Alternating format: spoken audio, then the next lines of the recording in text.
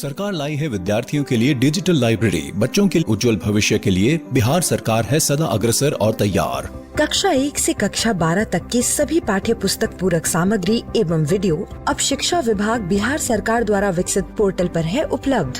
अध्ययन सामग्री देखने के लिए BEPCLots.bihar.gov.in पर विजिट करें अथवा एंड्रॉइड मोबाइल पर गूगल प्ले स्टोर से E-Lots ऐप डाउनलोड करें। शिक्षकों, अभिभावकों एवं बच्चों से अनुरोध है कि इस ई-लाइब्रेरी का। हेलो बच्चों, कैसे हैं आप? जैसा कि आपको पता है, अभी हमारे स्कूल बंद हैं और हम लोग अपनी पढ़ाई मेरा दूरदर्शन मेरा विद्यालय के माध्यम से कर रहे हैं।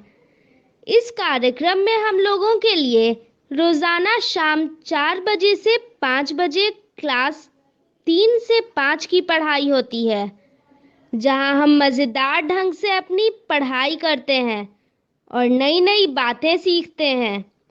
साथ ही ज़रूरी बातों को अपनी कॉपी में नोट भी करते हैं।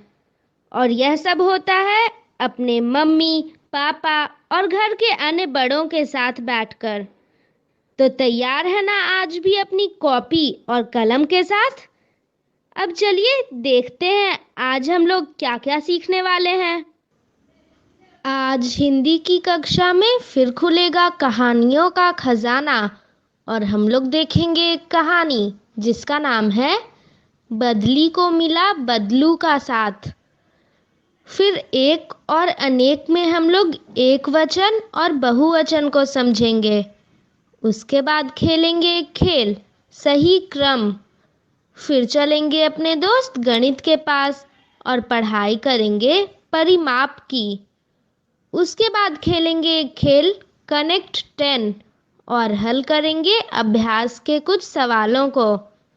फिर पढ़ाई करेंगे अंग्रेजी की हाउ आर यू के साथ। और सबसे अंत में चलेंगे पटना का संजय गांधी जैविक उद्यान और देखेंगे जू शो। तो चलिए शुरू करते हैं आज की क्लास, थोड़ी सी मस्ती थोड़ी पढ़ाई के साथ।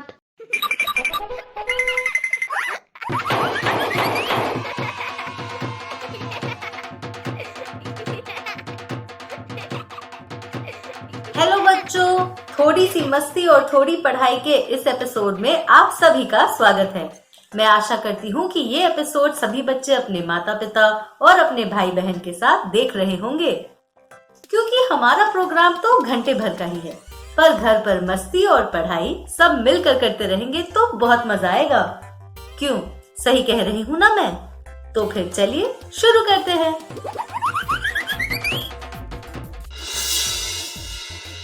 सबसे पहले आज हम सुनेंगे एक बेहतरीन कहानी और रोज की तरह उस कहानी पर बातचीत भी होगी। उसके बाद हम खेलेंगे कुछ भाषा के खेल। तो आप लोग तैयार है ना? बिटिया, गांव के सभी बच्चे अपनी छत पर क्या कर रहे हैं, देखा तुमने? हाँ काकी, देखा है। वे सभी पतंग उड़ा रहे हैं। फिर तुम क्यों नहीं उड़ा रही हो? मन नहीं है। अरे बिट्टू की काकी, क्या बातें हो रही है? देखिए ना, सभी बच्चे पतंग उड़ा रहे हैं, पर बिट्टू कहती है उसका मन ही नहीं है। सच में काका, बिल्कुल मन नहीं है। ऐसा क्या हुआ जो पतंग उड़ाने का मन नहीं है? वही तो, बाकी दिनों में तो उड़ाने की कोशिश करती रहती है, आज बाकी बच्चे उड़ा रहे हैं तो इसका मन ही नहीं है। अब कैसे समझाऊं आपको? बिटिया, समझाने की जरूरत नहीं है, पर कुछ बात तो है। मुझे भी लग रहा है कुछ छुपा रही है। कुछ नहीं। देख लो, बताओगी तो शायद हम मदद कर सकते हैं। बिल्कुल। सच बताऊं तो मुझे पतंग उड़ाना नहीं आता, इसलिए मैं छत पर पतंग उड़ाने नहीं जा रही।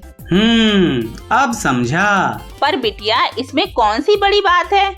किसी को भी पतंग उड़ाना नहीं आता, अभ्यास से सभी धीरे धीरे उड़ाना सीख जाते हैं। पर काकी, अगर मैं पतंग नहीं उड़ा पाऊंगी तो आसपास के बच्चे मेरा मजाक उड़ाएंगे। बिटिया, ऐसा कभी हुआ है? मुझे तो नहीं लगता। ऐसा हुआ तो नहीं, पर मुझे लगता है। यह तो तुम बदली जैसी सोच रही हो। बदली? लगता है तुम्हारी काकी कहानी की बात कर रही हैं। हाँ, फिर सुनाइए ना काकी।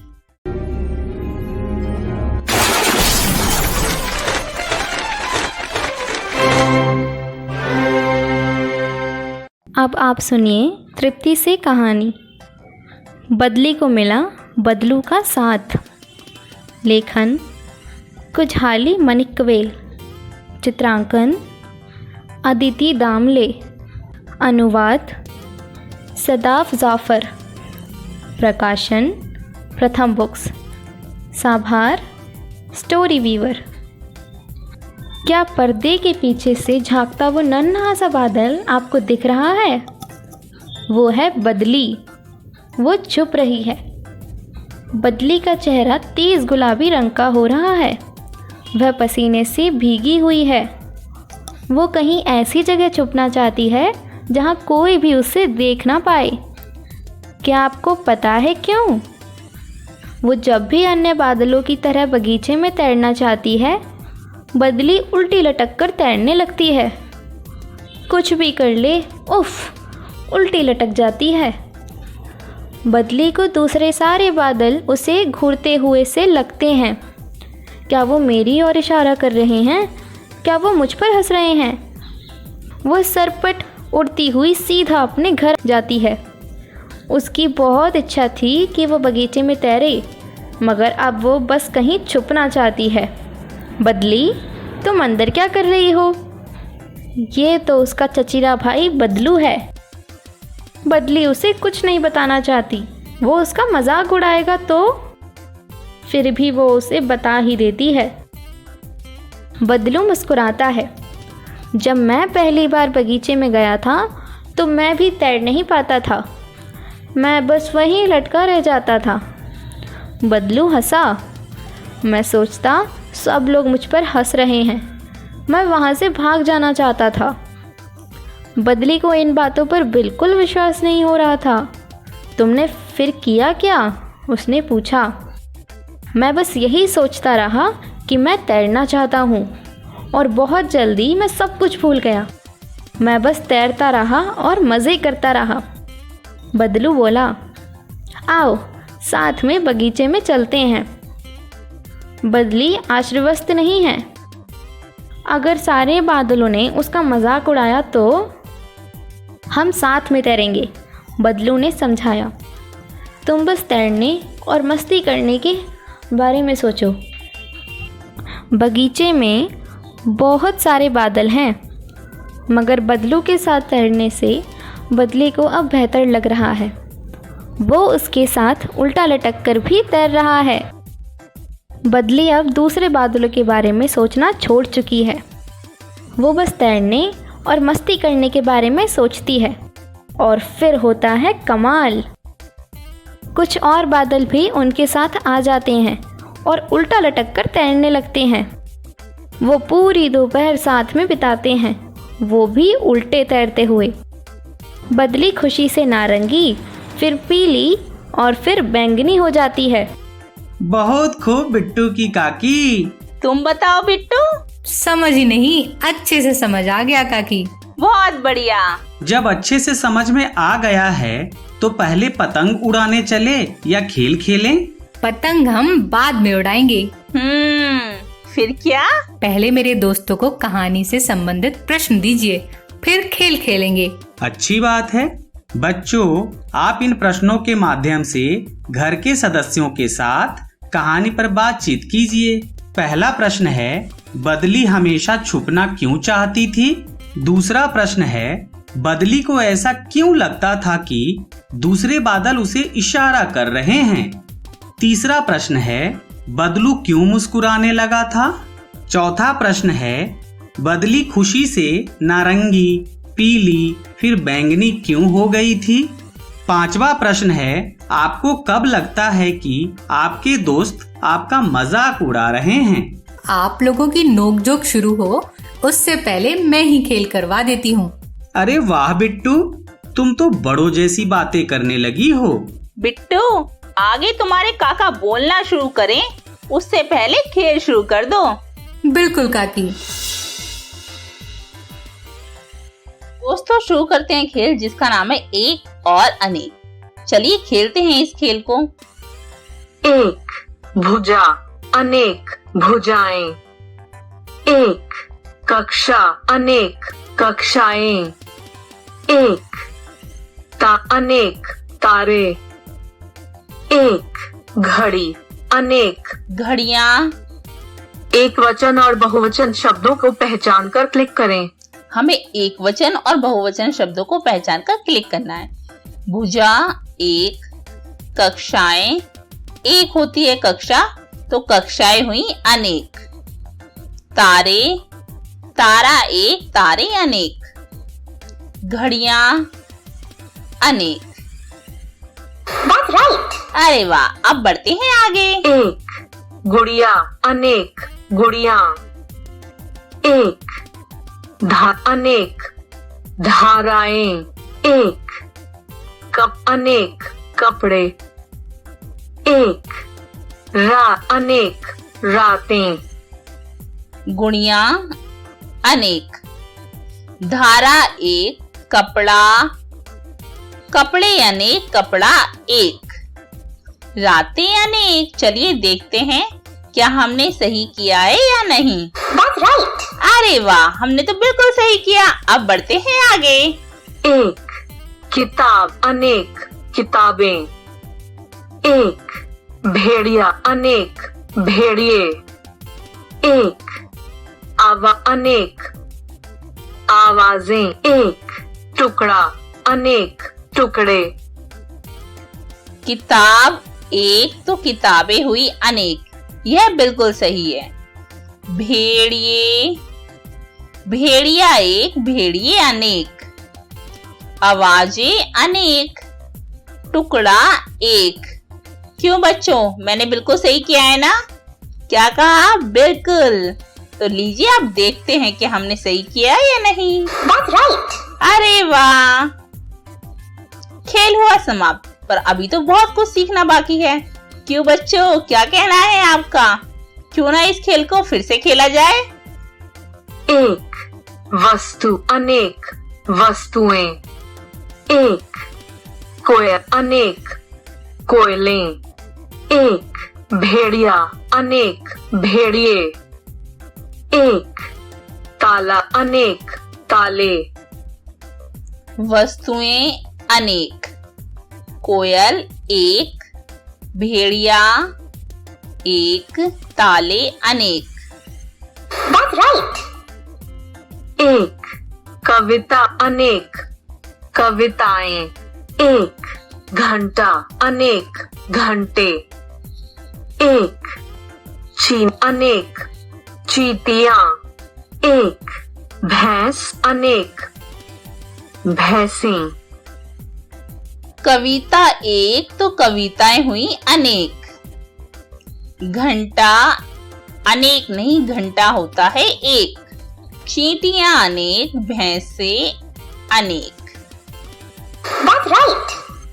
अब चलते हैं आगे। एक कलम, अनेक कलमें। एक बहन, अनेक बहनें।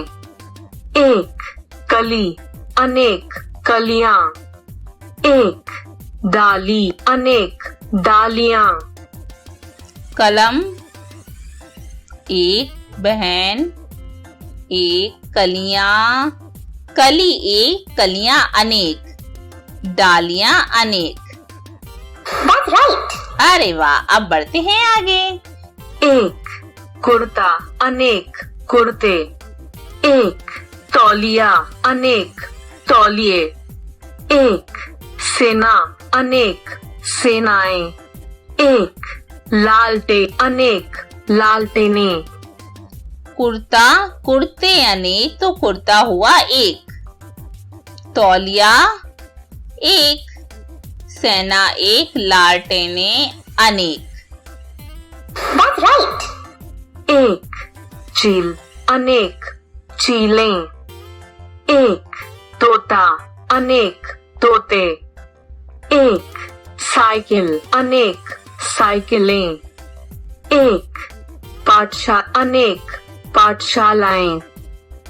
चीले, चील एक, चीले अनेक। तोते एक या अनेक? क्या कहना है बच्चों आपका? तोते अनेक, बिल्कुल सही, क्योंकि तोता होता है एक। साइकिल एक, पाठशालाएं अनेक। That's right. खेल हुआ समाप्त, पर हमने बिल्कुल सही किया और खेल खेलने में खूब मजा भी आया। और आपने बहुत कुछ सीखा भी। हाँ भाई, मैंने भी बहुत कुछ सीखा। खेल खेल में सीखना सिखाना तो खूब होता ही है, पर मेरे साथ खेलने के लिए, सीखने के लिए और बहुत सारा मजा करने के लिए आप सभी का बहुत बहुत धन्यवाद। बहुत खूब बिट्टू। हाँ, अब तो आप तारीफ कीजिएगा ही। काका, आप तारीफ करके खेल खिलवाने से बच नहीं सकते। ठीक है, तुम बताओ कौन सा खेल पिटारे से निकालूं? मुझे बोल रहे हैं या बिट्टू को? भाग्यवान, चलो तुम ही बता दो। क्या बिट्टू, कौन सा खेल खेलना है? सही वाक्य क्रम। फिर खेलते हैं।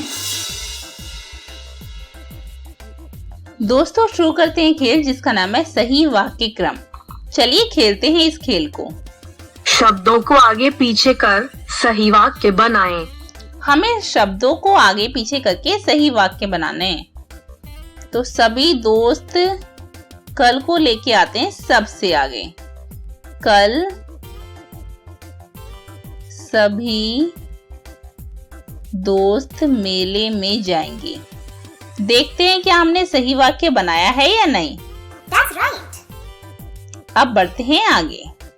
जुगनू रहे टिमटिमा हैं, तो जुगनू अपनी जगह सही है, टिमटिमा रहे हैं। That's right. अरे वाह, आज त्योहार है, आज गणेश, इसे लाते हैं त्योहार का त्योहार है। That's right. अरे वाह, अब बढ़ते हैं आगे। दूध सारा पी बिल्ली गई, तो सबसे पहले क्या आएगा?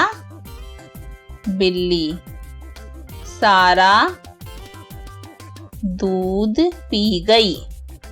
That's right. ये वाक्य बिल्कुल सही बना। और बढ़ते हैं आगे। आने मेरी बुआ जी है वाली, नहीं, मेरी बुआ जी आने वाली है। That's right. अरे वाह, विदेश भाई मेरा बड़ा होकर जाएगा। यह तो कोई सही वाक्य नहीं है। तो चलिए शब्दों को आगे पीछे करके सही वाक्य बनाते हैं। मेरा भाई बड़ा होकर कहाँ जाएगा? विदेश। तो यह बना सही वाक्य, मेरा भाई बड़ा होकर विदेश जाएगा। That's right. आगे बढ़ते हैं। जी हम नानी साथ बाजार के जाएंगे कल। कल को लाते हैं सबसे आगे। कल हम नानी जी के साथ बाजार जाएंगे। That's right. हमारी हैं वाली होने खत्म छुट्टियां। ये क्या वाक्य हुआ? ये तो कोई वाक्य नहीं है सही। तो चलिए शब्दों को आगे पीछे करके सही वाक्य बनाते हैं। हमारी शब्द अपनी जगह बिल्कुल सही है। हमारी क्या खत्म होने वाली है? हमारी छुट्टियां खत्म होने वाली हैं। That's right. अरे वाह, सही वाक्य बना। अब बढ़ते हैं आगे। बस आज देरी से, बस आज आएगी देरी से, नहीं, बस आज देरी से आएगी। That's right. Well done. अब बढ़ते हैं आगे। सुमन और खेल है रही राधा। सुमन नाम अपनी जगह बिल्कुल सही है, और भी ठीक है, और के बाद हमें लगाना है राधा। सुमन और राधा खेल रही है। Try again. अरे ये तो गलत हो गया। सुमन और राधा, चलिए राधा को लेके आते हैं आगे। That's right. अरे वाह, यानी राधा नाम पहले आना था। खेल हुआ समाप्त। और खेल के खेलने में खूब मजा भी आया। हाँ, छोटी मोटी गलतियां जरूर हुई, पर उनसे हमें सीखने को भी तो खूब मिला। तो मेरे साथ सीखने के लिए, खेलने के लिए और ढेर सारा मजा करने के लिए आप सभी बच्चों का बहुत बहुत धन्यवाद। बिटिया, अब तो खुश हो? बिटिया ही नहीं, मैं भी बहुत खुश हूँ। बिल्कुल काकी। फिर किस बात पर खुश हो? ज्यादातर वाक्यों को सही किया इसलिए। दोस्तों, आप भी इस खेल को अपने दोस्तों और घर के सदस्यों के साथ खेलिए और मजा लीजिए। डर से नहीं, तैयारी से आगे कदम बढ़ाना है। रुकी जिंदगी में चहल पहल वापस फिर से लाना है। धोकर हाथ, पहन कर मास्क, सुरक्षित जीवन चलाना है। सुरक्षित जीवन चलाना है। डर कर नहीं, तैयारी से आगे कदम बढ़ाना है। डर कर नहीं, तैयारी से आगे कदम बढ़ाना है। रखेंगे 2 गज की दूरी, सबको पौष्टिक आहार खिलाएंगे, बच्चों और बूढ़ों का करेंगे ख्याल। रोगी नहीं, रोग से लड़ कोरोना को हराएंगे। स्वास्थ्य केंद्र फिर से खुल गए, जिनका लाभ उठाना है। रुकी जिंदगी में चहल पहल वापस फिर से लाना है। धोकर हाथ, पहन कर मास्क, सुरक्षित जीवन चलाना है। सुरक्षित जीवन चलाना है। डर कर नहीं, तैयारी से आगे कदम बढ़ाना है। डर कर नहीं, तैयारी से आगे कदम बढ़ाना है। टीकाकरण की शुरुआत हो गई है, पर पहले की तरह हमें मास्क लगाना और 2 गज की दूरी बनाए रखना अभी भी जरूरी है। स्वास्थ्य विभाग और सूचना एवं जनसंपर्क विभाग बिहार सरकार द्वारा जनहित में जारी। जीतेगा बिहार। तो आप लोगों ने कहानी सुन ली और फिर उस पर कुछ बातचीत भी हो गई। आप लोगों ने अक्षरों के खेल भी खेले। तो अब रोज की तरह थोड़ी सी गणित भी सीखते हैं। गणित सीखते सीखते मुझे तो आजकल बहुत मजा आता है। तो चलिए थोड़ी मस्ती को आगे बढ़ाते हैं और सीखते हैं गणित थोड़ी सी मस्ती और थोड़ी पढ़ाई के साथ। हेलो बच्चों, आज हम फिर से जानेंगे परिमाप के बारे में थोड़ा और गहराई से। मजेदार उदाहरणों की मदद से हम परिमाप को समझते हैं। तो पहला उदाहरण है, सीमा के पास एक आयताकार कपड़ा है। तो क्या किया उसने? सीमा उसके चारों तरफ क्या करना चाहती है? झालर लगाने का विचार कर रही है। वह झालर लगाना चाहती है। तो कुल कितनी लंबाई की झालर लगेगी? चलो देखते हैं। ये सीमा और ये उसका आयताकार एक सुंदर सा कपड़ा है। अब सीमा ने कहा कि भाई मुझे यहाँ झालर लगानी है। तो इतनी जगह पर सीमा को झालर लगवानी है। चारों तरफ उसने लगवा दी झालर। देखो कितनी खूबसूरत है। तो बताओ कि कुल कितनी लंबाई की झालर लगेगी, यानी कितनी लंबाई लग गई होगी उसको। देखते हैं। ये हो गई उसके पहले किनारे की माप, यह दूसरे किनारे की माप, और ये तीसरे और ये चौथे किनारे की माप। अब अगर कुल माप निकालनी हो तो क्या करेगी? सीमा क्या करेगी? झालर की कुल लंबाई निकालेगी। कैसे? पहले किनारे की माप जोड़ दूसरे किनारे की माप और उसमें जोड़ देगी तीसरे किनारे की माप और फिर उसमें जोड़ेगी चौथे किनारे की माप। इस तरह कुल माप उसे मिल जाएगी। तो यह कपड़े के चारों किनारों की कुल मापों का जोड़ है। राजू अपने घर के चारों ओर आयत आकार बाड़ लगाने का विचार कर रहा है। राजू को अपने घर के चारों ओर बाड़ लगानी है। क्यों लगानी है वो तो भाई राजू ही जाने। हो सकता है कि कोई जानवर उसके घर आ जाता हो। तो बाड़ लगाने के लिए कुल कितनी लंबाई की तार लगेगी उसे, यह कैसे ज्ञात करेंगे? देखिए, ये राजू का घर है और राजू इसके चारों तरफ इस तरह से बाड़ लगाना चाहता है, बाउंड्री बनाना चाहता है। तो वो क्या करेगा? पहले किनारे की माप, दूसरे किनारे की माप, तीसरे किनारे की माप और चौथे किनारे की माप लेगा। तो इससे कुल लंबाई कैसे पता चलेगी? तार की कुल लंबाई बराबर होती है पहले किनारे की माप जोड़ दूसरे किनारे की माप जोड़ तीसरे किनारे की माप और इसमें जोड़ देंगे चौथे किनारे की माप। इस तरह वह चारों किनारों की अगर माप कर लेता है तो उसे तार की कुल लंबाई मिल जाती है, यानी यह बाड़ के चारों किनारों की कुल माप का जोड़ है। एक और उदाहरण देखिए। यश अपने घर के आयताकार खिड़की के चारों ओर एक लकड़ी की चौखट लगाना चाहता है।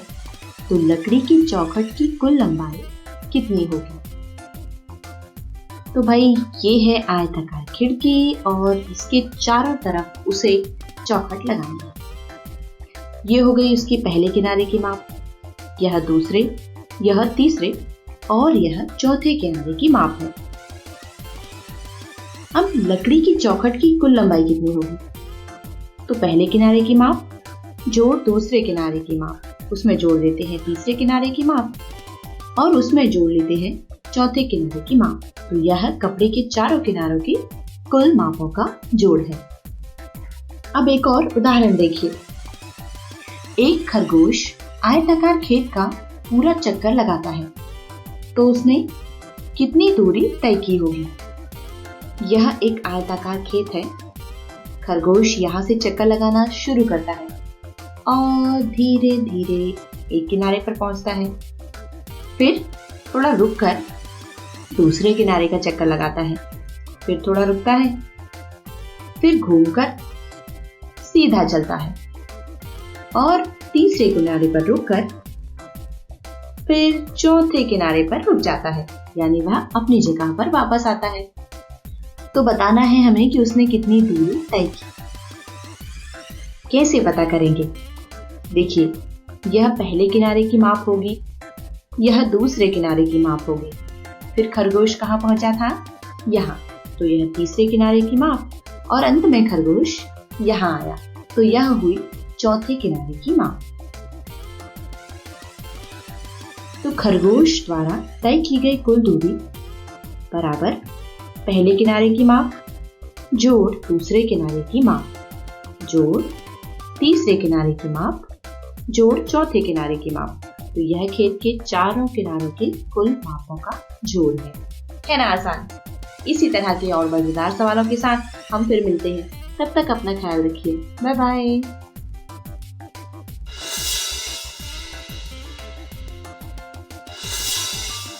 बच्चों आइए परिमाप याद करते हैं।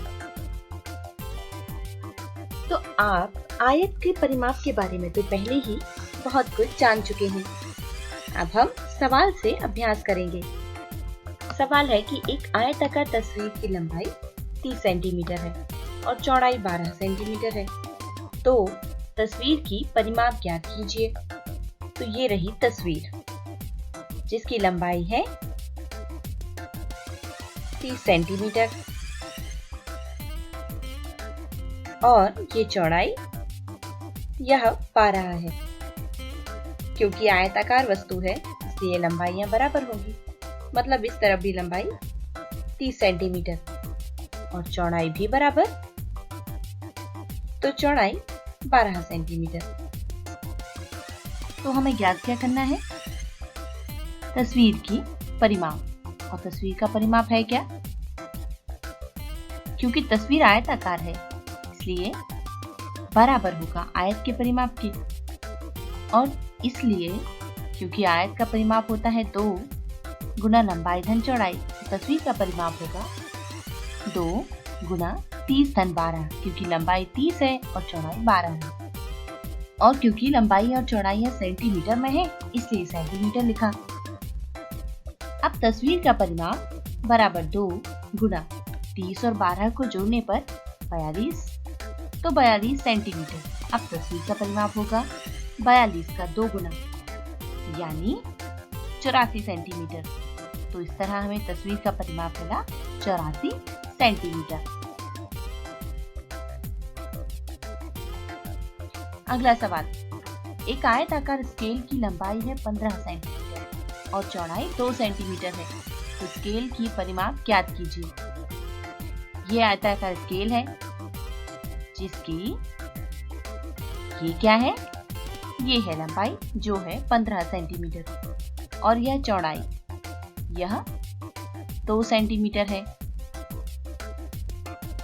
इसी तरह लंबाई यहाँ भी 15 होगी और चौड़ाई होगी 2, क्योंकि ये स्केल आयताकार है।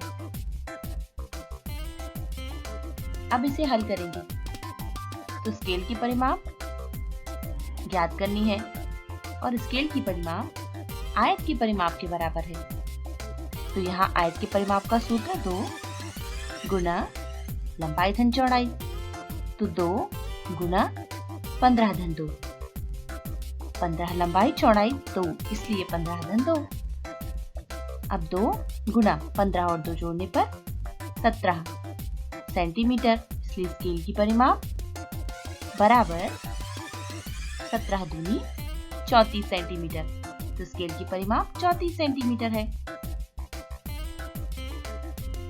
अब तीसरा सवाल, एक आयताकार बैग की लंबाई है 30 सेंटीमीटर और चौड़ाई है 20 सेंटीमीटर, तो बैग की परिमाप ज्ञात कीजिए। तो ये रहा बैग, यह बैग आयत के आकार का है जिसकी ये है लंबाई जो है 30 सेंटीमीटर और चौड़ाई यह 20 है। फिर लंबाई 30 और चौड़ाई होगी 20, क्योंकि बैग आयताकार है। अब इसे हल करेंगे तो बैग का परिमाप ज्ञात करना है और यह आयत के परिमाप के बराबर है। आयत का परिमाप 2 गुना लंबाई धन चौड़ाई होता है, तो बैग का परिमाप होगा 2 गुना लंबाई 30 चौड़ाई 20। अब 2 गुना 30 और 20 50, और क्योंकि सेंटीमीटर में है तो सेंटीमीटर लिख दिया। अब बैग का परिमाप निकलेगा 50 दूनी 100 सेंटीमीटर, तो बैग का परिमाप 100 सेंटीमीटर है।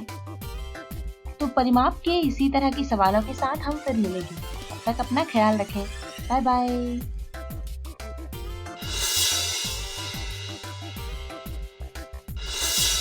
हेलो बच्चों आओ, आज फिर एक गेम खेलेंगे। गेम है हमारा कनेक्ट 10। अब क्या करना है इस गेम में बताते हैं। सबसे पहले पहुंचते हैं लेवल 3 पर। आज हम इसका लेवल 3 खेलने वाले हैं। तो गेम ये है कि हमें बनाना है ये 12, और 12 कैसे, या तो इन बॉक्स को आजू बाजू से जोड़ूं या ऊपर नीचे से। लेकिन याद रहे बॉक्स कितने, 3 से ज्यादा नहीं। अगर 3 से ज्यादा बॉक्स लिए तो आप आउट हो जाएंगे। आप गेम समझ गए? तो शुरू करेंगे। यहाँ पर आपका स्कोर दिखेगा। खेलना शुरू करते हैं। तो यहाँ से 12 जाने के लिए 7 और 5, 7 5 क्या होता है? हाँ, 7 5 होता है ना 12। तो हमें 12 ही चाहिए, 11 नहीं चाहिए। तो 12 के लिए ये 7 और ये 5 मिल गया ना 12। अब भाई ये तो बदल गया, 6 4 तो 10 है, ये 12 नहीं है। अब आगे देखो, 3 4 होगा 7 और 2 हो जाएगा 9, मतलब ये 12 नहीं आएगा। तो फिर ये 8 और 4, हाँ ये 12 होते हैं। बिल्कुल ठीक। और कहीं देखो 10, 8 और 2 10 और 5 ये 15 हो जाएंगे, 12 नहीं। फिर देखो इस लाइन में कहीं दिख रहा है क्या? 5 4 9, 4 3 7 8 9 10, यहाँ भी नहीं है। तो फिर हाँ, ये 11 और 1, ये तो 12 होते हैं। तो 11 और 1 12, बिल्कुल सही। और ये देखो, कहीं और देखो, 10 और 2, ये भी तो 12 होंगे। और कोई मैच बच्चों कहीं दिख रहा है आपको? मुझे तो नहीं मिल रहा। 7 8 9 10 11 12, हाँ यहाँ हो रहा है। तो ये 2, ये 7 और ये 3, ये मिलकर 12 है। अच्छा, अब और कहीं देखते हैं। ये 11 और 1, यहाँ देखो, यह भी तो 12 है। 6 7 8 9, यहाँ पे नहीं है। हाँ, ये 6 और 6 है ना दोस्तों? तो ये 6 और 6 हो गए 12। अब और कहीं देखो, यहाँ पर 6 3 9 10 और 3 13, यहाँ भी नहीं है। मुझे तो नहीं दिख रहा। आप देखो दोस्तों, क्या आपको दिख रहा है? देखो, 10 और 3 तो 13 होंगे। 7 8 9 10 11 12, ये रहा। ये 3, ये 2 और ये 7, बिल्कुल ठीक। अच्छा, अब और कहीं देखो, ये 11 और 1, ये मिलकर भी 12। अब देखो भाई, कहीं और कहीं और कहीं और ढूंढो। 6, यहाँ कहीं तो मुझे कोई जोड़ी नहीं दिखती। क्या आपको दिख रही है? 6 और 5 तो 11 होता है। 5 4 9 10 11 12, यस, मिल गया। ये देखिए, ये मिला। अच्छा, और ये 11 और 1, ये भी तो है। ये तो मैंने देखा ही नहीं था। और ढूंढो भाई, कहीं और भी पक्का से होगा, हमें दिख नहीं रहा। 6 और कहीं 9 और 1 10, नहीं, यहाँ तो नहीं है। 3 4 7 और 2 नहीं। ओ, हमारा गेम समाप्त हो गया और हमारा स्कोर है 250, यानी हमें 250 नंबर तो मिल गया है। दोस्तों, फिर मिलेंगे मजेदार गेम के साथ। तब तक अपना ख्याल रखें, सुरक्षित रहें। Bye bye.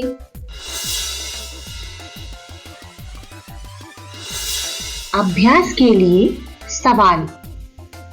बच्चों, कॉपी पेन लेकर आ जाओ, जल्दी जल्दी सवाल हल करते हैं। तो ये रहा पहला सवाल, ध्यान से सुनिए और फिर जवाब दीजिए, सोच समझ के, हल करके। देखिए सवाल क्या है। आयत की परिमाप निकालना है, तो आयत की परिमाप निकालिए, जिसकी लंबाई कितनी है?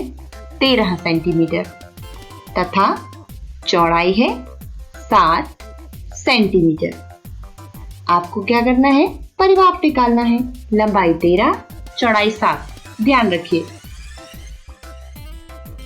ये रहा अगला सवाल। 22 सेंटीमीटर लंबाई और 5 सेंटीमीटर चौड़ाई। मैंने क्या कहा? 22 सेंटीमीटर लंबाई होनी चाहिए, 5 सेंटीमीटर होनी चाहिए चौड़ाई। ऐसे आयताकार आकृति निकालकर परिमाप ज्ञात कीजिए। पहले तो आपको आयताकार आकृति बनानी है, जिसकी लंबाई होनी चाहिए 22, चौड़ाई होनी चाहिए 5। फिर उसका परिमाप ज्ञात कीजिए। अब अगला सवाल। वर्ग आकार आकृति की एक भुजा 9 मीटर की है, तो इस आकृति की परिमाप क्या होगी? सवाल एक बार और सुनिए। आकृति वर्गाकार है और उस वर्गाकार आकृति की भुजा है 9 मीटर की। अब आपको तो पता ही है कि वर्ग की चारों भुजाएं एक सी होती हैं, यानी बिल्कुल समान, बराबर। तो उसका परिमाप क्या होगा? जवाब दीजिए। ये रहा अगला सवाल। वर्ग की परिमाप निकालिए, जिसकी एक भुजा की लंबाई 5 सेंटीमीटर है। फिर से आपको वर्ग का परिमाप चाहिए। कैसे निकालते हैं आपको तो पता ही होगा, अभी अभी आपने वर्ग के परिमाप का सूत्र भी देखा। तो वर्ग का परिमाप निकाल लीजिए जब एक भुजा 5 सेंटीमीटर लंबाई की हो। है ना आसान? करके देखिए। और ये रहा आखिरी सवाल, आयत की परिमाप निकालिए। परिमाप आपको आयत का निकालना है। लंबाई 30 सेंटीमीटर होनी चाहिए उस आयत की और चौड़ाई 8 सेंटीमीटर। अगर 30 सेंटीमीटर लंबाई है, 8 सेंटीमीटर चौड़ाई है, तो परिमाप कितना होगा? जरूर ज्ञात कीजिए। हम फिर मिलते हैं। अपना ख्याल रखें। Bye bye.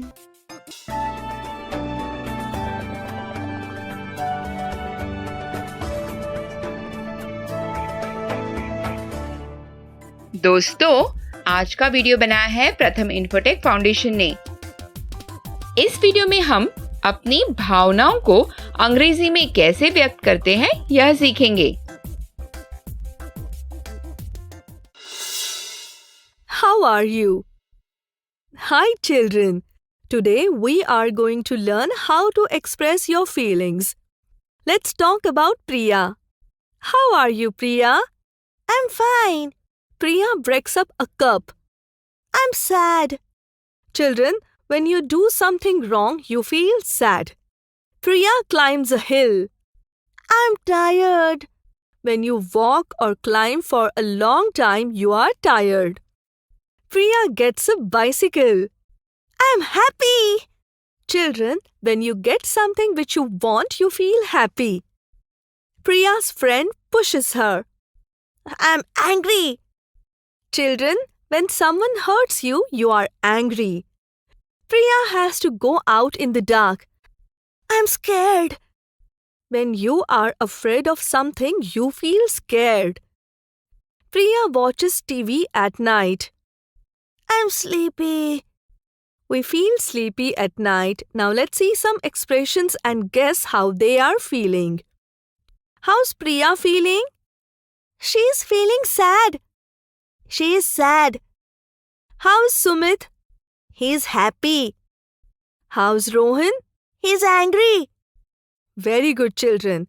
Keep on practicing such simple English sentences with your friends. तो बच्चों, जैसा कि मैंने पहले ही बताया था कि आज हम लोग शुरू करेंगे जू शो। तो चलिए शुरू करते हैं।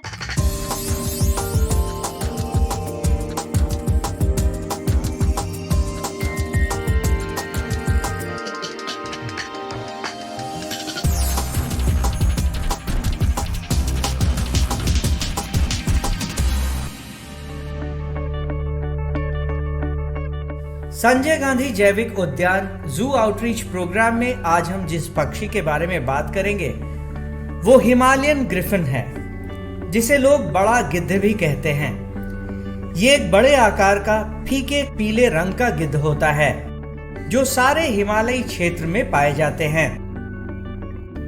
हिमालय में ये भारत के अलावा काबुल से भूटान, तुर्किस्तान और तिब्बत तक में पाए जाते हैं। हिमालयन ग्रिफिन एक अनूठा पीला सफेद गिद्ध है। इसके पंख काफी बड़े और पूंछ छोटी होती है। इसका ज्यादातर शरीर हल्के पीले सफेद रंग का होता है।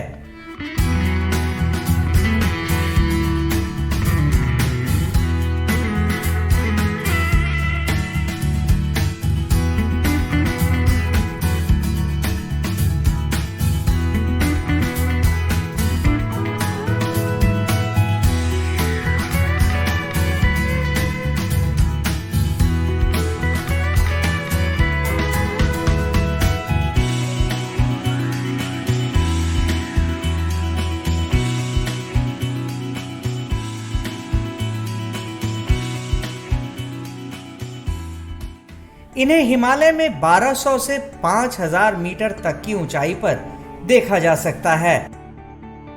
इसमें नर और मादा दोनों एक जैसे ही दिखते हैं। ये गिद्ध दिन के समय सक्रिय होते हैं। इस दौरान ये आसमान में काफी ऊंचाई पर उड़ते हुए मरे जानवर को देखकर एक समूह में उसे खाने के लिए आते हैं। इनकी दृष्टि काफी तेज होती है और आसमान में काफी ऊंचाई से मरे हुए जानवरों को देख लेते हैं। नर व मादा मिलकर चूजों को पालते हैं। मादा एक ही अंडा देती है। गिद्ध की ये प्रजाति भी धीरे धीरे कम हो रही है। इसकी औसत आयु 20 से 35 वर्षों तक होती है और इनका गर्भकाल 58 दिनों का होता है।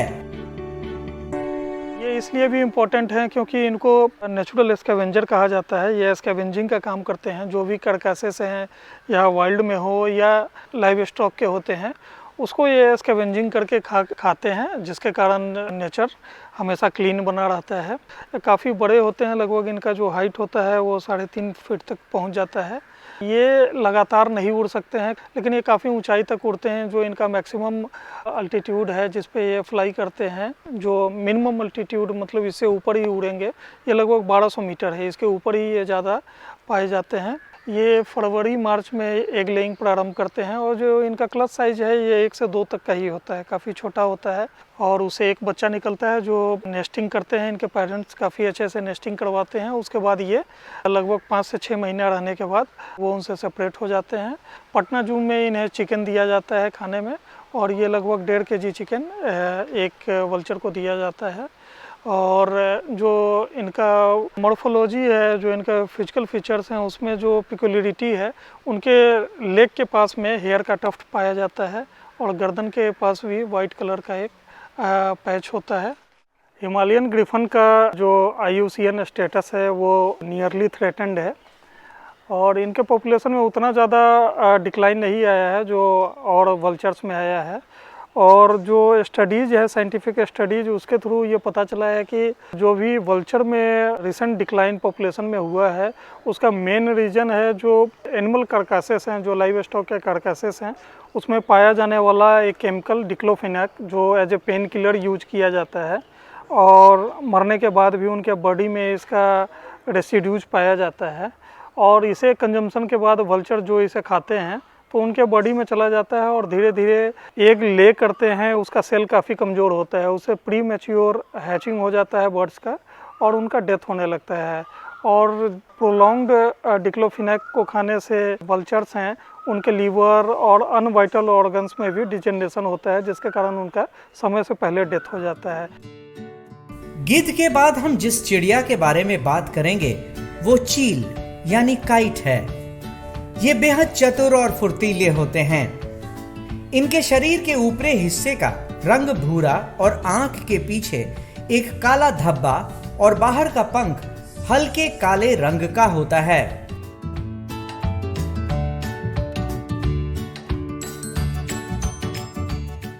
इनकी चोंच आगे की ओर झुकी हुई होती है और ये यहाँ के स्थायी निवासी हैं जो सामान्यतः खुले मैदान और मानव बस्तियों के सामने उड़ते हैं।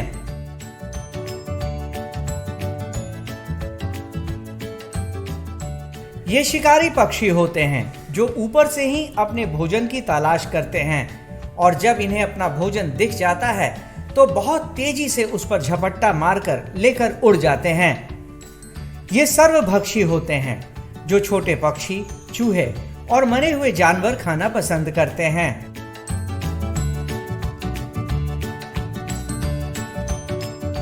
ये आसमान में काफी ऊंचाई पर उड़ते हैं। इनका वजन 700 से 900 ग्राम तक होता है।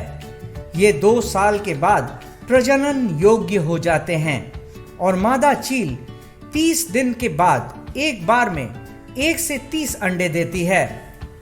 संजय गांधी जैविक उद्यान में चील और ब्लैक काइट जो हैं ये काफ़ी अच्छे तरीके से रह रहे हैं। यहाँ पे इनके रख रखाव के लिए प्राकृतिक वास का आभास दिया गया है और उसी ये वातावरण में रहते हैं। चील जो हैं इनकी आवाज़ एक बहुत ही कॉमन आवाज़ है, ची ची करने की आवाज़ आती है। इसकी आवाज़ ही एक विशिष्टता है कि पहचान हो जाता है कि आसपास में चील है, जिसे हम लोग ब्लैक काइट भी कहते हैं। पूरे भारत में पाए जाते हैं, 2300 मीटर के नीचे पाए जाते हैं। ये हिमालयन रीजन में भी पाए जाते हैं। भारत के सभी वनों में ये पाए जाते हैं। ये मुख्य रूप से एक रैप्टर शिकारी पक्षी हैं जो मूलतः जो जंगलों में जो बड़े जानवरों के द्वारा शिकार किए जाते हैं उसका जो बचे हुए मांस होते हैं उसका भक्षण करते हैं। छोटे छोटे छिपकली, चूहे इत्यादि का, इंसेक्ट का भी ये खाना खाते हैं। संजय गांधी जैविक उद्यान में हम लोग इनके आहार के रूप में मांस देते हैं, चिकन देते हैं इनको। इनके जो चोंच होते हैं हल्के पीले होते हैं और पैर भी इनके हल्के पीले रंग के होते हैं। संजय गांधी जैविक उद्यान में जो चील के केज का रख रखाव किया जाता है, इनके बैठने के लिए जो एक व्यवस्था की जाती है, काफ़ी एक प्राकृतिक रूप से इनको बैठने की व्यवस्था की गई है। इनके केज में पौधे वगैरह लगे हुए हैं, छाया भी दिया गया है, पानी की व्यवस्था की जाती है, साफ सफाई रख रखाव बहुत अच्छे तरीके से किया जाता है। संजय गांधी जैविक उद्यान में हिमालयन ग्रिफिन और चील दोनों को बेहद पसंद किया जाता है और यहाँ आने वाले हर दर्शक इनके इंक्लोजर के पास इन्हें देखने आते हैं। आज के लिए बस इतना ही। कल फिर मिलेंगे पटना जू शो में एक नए एनक्लोजर के पास एक नए जानवर के साथ। तब तक के लिए नमस्कार।